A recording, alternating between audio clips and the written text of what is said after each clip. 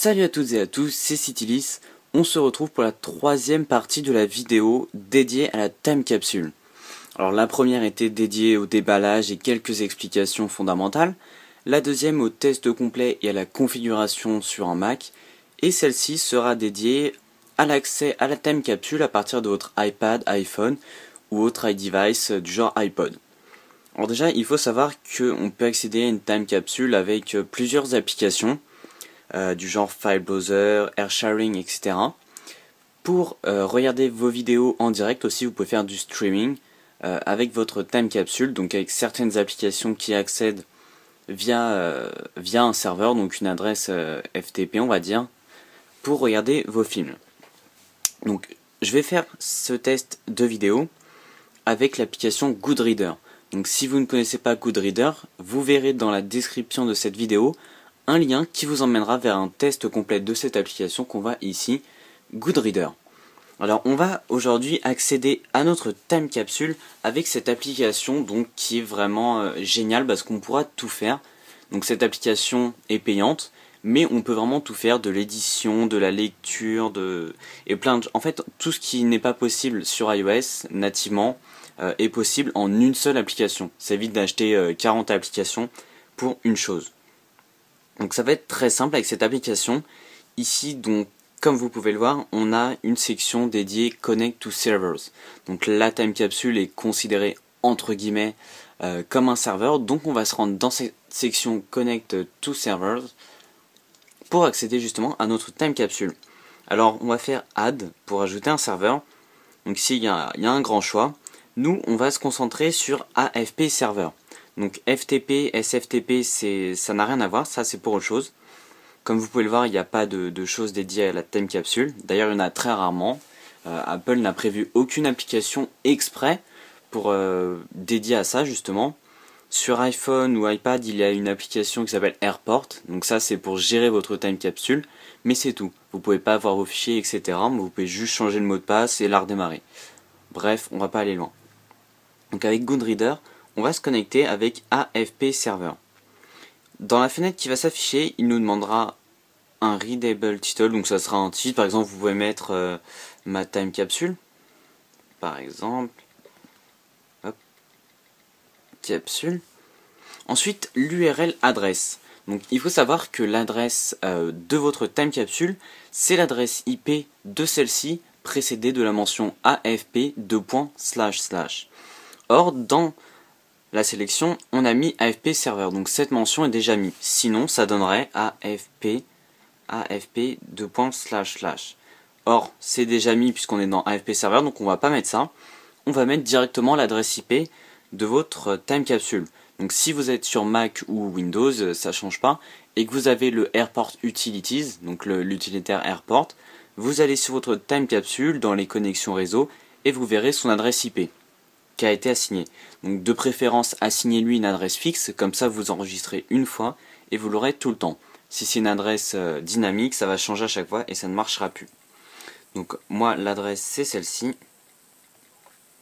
comme ceci. Donc l'utilisateur, j'ai pas mis de mot de passe, mais bon je vais mettre pour la vidéo quand même. Voilà, donc là j'ai mis l'utilisateur, le mot de passe. Donc si vous configurez un utilisateur spécial avec un mot de passe, il aura accès uniquement à ces dossiers. Donc là, une fois que ça c'est complété, donc le titre, on va pas mettre ma time capsule, on va mettre alors time capsule Citylis, voilà. Donc l'adresse et tout, ça c'est bien rentré, etc. Donc on vérifie qu'elle est bien connectée au réseau, que l'adresse est bonne. Et normalement ici, quand on clique dessus, normalement ça se connecte. Donc j'accède à ma time capsule, ici disque. Donc on va rentrer dans le dossier, comme ceci. Et là j'ai mis trois fichiers, donc ici on a les folders, ce sont les dossiers, donc là il n'y en a pas. Et ici j'ai mis trois petits fichiers. Donc déjà j'ai mis mon intro, donc on va pas pouvoir lire comme ça directement, mais on va pouvoir la télécharger. Donc très rapidement, je vais la mettre ici dans le dossier. Là comme vous pouvez le voir, ça télécharge vraiment très rapidement. Enfin très rapidement, c'est assez rapide. J'ai une image aussi que je vais télécharger, je vais faire download, je vais la télécharger dans le vide, et j'ai un fichier texte aussi que je vais télécharger. Et les trois, donc ça j'en ai plus besoin. Une fois téléchargés, ils vont s'ajouter ici. Comme vous pouvez le voir, dans Goodreader, on peut tout lire. Donc mon introduction, que l'on peut lire via Goodreader, ça c'est très intéressant. Donc ça on l'a déjà vu. Ensuite, mise à jour, c'était une image qu'on va pouvoir lire bien évidemment aussi via Goodreader. Et ici un fichier texte qui... je n'ai plus mon texte, qui est parti je sais pas où. Ah si là. Salut, je suis un texte. Donc on le voit bien là-haut. Donc avec Goodreader, bien évidemment, on pourra modifier ce fichier, ce qui est absolument génial. On va pouvoir rajouter je suis modifié. On va mettre ça comme ça, je suis modifié, 3 points d'exclamation. On va le sauvegarder. On va quitter ça. Et ensuite, on va retourner donc sur notre time capsule. Ça va charger. On retourne ici. On va faire upload. Et on va reprendre notre dossier de texte qui est ici, qu'on a modifié. Donc ça va le remplacer. Donc ça va être un petit peu long, voilà. Et une fois que il a été modifié, on va pouvoir, à partir de votre Mac ou un autre iDevice, vous retournerez sur ce fichier texte et il sera modifié. Donc en fait, la modification n'est pas directement enregistrée sur la time capsule. Vous devez d'abord télécharger votre fichier, puis le renvoyer.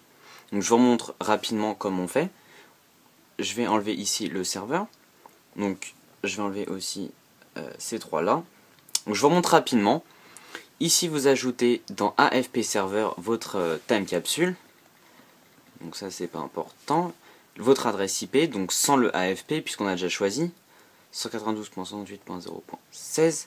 Ici on met le nom d'utilisateur et le mot de passe. Voilà. On fait add ici. La time capsule est connectée. On sélectionne. On rentre dans le dossier et ici on a nos trois fichiers. Donc bien évidemment, puisqu'on peut créer des fichiers à partir de Goodreader, on va faire par exemple ici new text qu'on va nommer fichier envoi. Voilà, j'arrive même plus à écrire. Fichier envoi comme ceci, qui est ici. Alors je suis un fichier à envoyer. Alors je suis un fichier à envoyer comme ceci. Voilà. On ferme, on retourne dans les documents. Ça, donc, une fois qu'il est bien écrit, je suis un hop. On va ici connect to server, on va dans notre time capsule. On va ici, alors, upload, fichier d'envoi, upload un item, et il est ici. Maintenant, si on va vérifier sur notre Mac, et ben, le fichier sera disponible. Donc c'est vraiment très simple à partir de Goodreader. Donc il y a plein d'autres applications, bien évidemment, dès qu'on peut se connecter via une adresse IP. Mais Goodreader est vraiment une application excellente, puisqu'on pourra tout faire à partir de celle-ci, et tout ça vraiment très rapidement. Donc si vous ne savez pas vous servir de Goodreader, ou vous voulez découvrir les bases, je vous invite à regarder la vidéo test que vous trouverez dans la description de cette vidéo. Si vous voulez découvrir le déballage et quelques astuces, enfin quelques caractéristiques de la time capsule, je vous invite à regarder la première vidéo. La deuxième vidéo est dédiée à sa configuration et son installation via un Mac. Et la troisième, c'était celle-ci pour y accéder via une application iDevice. Donc toutes ces vidéos seront dans la description de celle-ci, la description juste en dessous. Et sur ce, je vous dis à très bientôt. J'espère que cette vidéo vous aura aidé pour vous connecter et mieux apprécier votre time capsule. Et sur ce, je vous dis à très bientôt. Ciao à tous.